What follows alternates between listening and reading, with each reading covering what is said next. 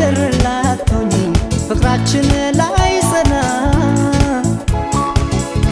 ዘቅዝቄ መንገሬ ነደደኝ የቤቴን ገበና እውነት መስሎኛል ሽኛ መንኩሽ አወይ ሞኝነቴ ስንታክቼ ነበር ለፍቅርሽ እኔማ በቤቴ አልወቅስሽ